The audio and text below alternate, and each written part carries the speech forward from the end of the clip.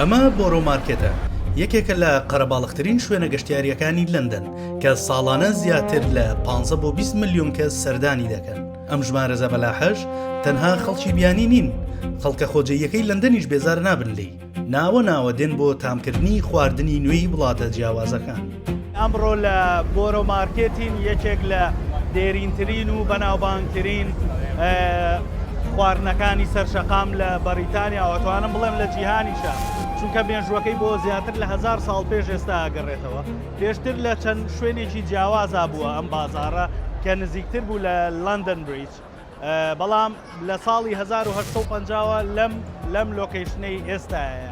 ئەمە سەرەتا کاتی خۆی شوێنی خواردن پێدانی چینی کرێکاران و ئەوانە بوو کە زیاتر دانەوێڵە و میوە و ئەو شتانەی لێبوو، بەڵام ئێستا بووە بە بانقێکی گەورەی خواردنی هەمەڕەنگی هەموو جیهانی هەموو وڵاتان. و لێرە گەشتیاران یەکەم شوێنیان کە دێنە لەندەن ئەوانەی کە بە تایبەت حەزیان هەیە بۆ بۆ تامکردنی خواردنی جیاواز، چه خواردنی دەریایی و چه خواردنی شەرقی و یەکەم شوێنیان کە دێنە ئێرە. ئەتوانم بڵێم بۆرۆ مارکێت بووە بە بانقێکی گەورەی خواردنی جیهانی، بانقێکی گەورەی خواردنە جیاوازەکان لە جیهانە. با پێکەوە بچین ئێمەش بیبینین بزانین چیان هەیە و چیان نیە. لە بۆرۆ مارکێتدا زیاتر لە 100 چێشتخانە بار کافێ هەن. ئەمە وای کردووە فرەچەشنیەکی کەلتوری دروست بێت، لەبەرەوەی ئەم مارکێتە ناوەندێکی جیهانیە، خواردن و بەرهەمی نەتەوەکانی جیهانی تێدا کۆبۆتەوە. ئەمە پایەیە، پێڵم پایە خواردنێکی ئیسپانیە، یەکێکە لە بەناوبانگترین ئەو خواردنانەی کە لە بۆرۆ مارکێت دەفرۆشرێت. لە چی پێکهاتووە؟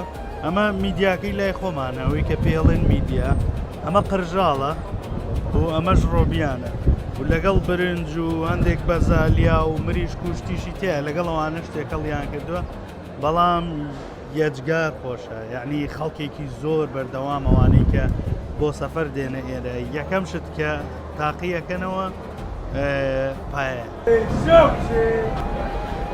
طبعاً ئەم سەرە دوور و درێژە هەمووی بۆ ئەم خواردنەیە کە پێڵێم پایە. ئەوە شوێنی وەرگرتنی خواردنەکەیە، ئەوە لێرەیە ناوبڕێگەیە بۆی خەڵک هات چۆ بکات لێرەوە.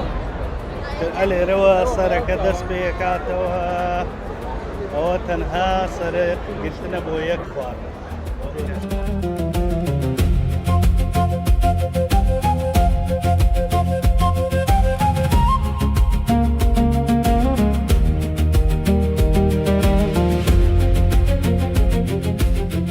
هەر کاتێک لە ناو شەقامەکانی لەندەن ڕێدەکەی، لە هەر سوچێکدا دیمەنێکی جیاواز دەبین، هەم لە ڕووی کللتوریەوە هەم لە ڕووی تەلارسازیەوە.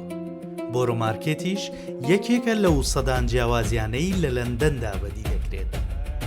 طبعاً دوای تاقیکردنەوەی چەند جۆرە خواردنێک هاوەیەک پێویستە لە دواییە، بەڵام من هەموویم بۆ تەسویر نەکردن کاتی خواردن شتەکە. ئەو شتێک کە زۆر گرنگە ئەمێ باسی کەم ئەوەیە کە ئەم شارە لە ڕووی هەندەسیەوە هیچ شارێکی دنیای ناگاتێت، یعنی ئیستقلالی بچووکترین شوێنیانەکەن، چ بۆ بزنس و چ بۆ هەر پرۆژەیەکە هەیان بێت. ئەمەی ئەیبینی ئەم بازارە گەورەیە هەمووی لەبن جسرێکی هێڵی ترینە، ئەو لێرەیە ئاوا بەو شێوەیە جێیان کردێتەوە، ساڵەهای ساڵیشە لێرەیە هەر هەیە.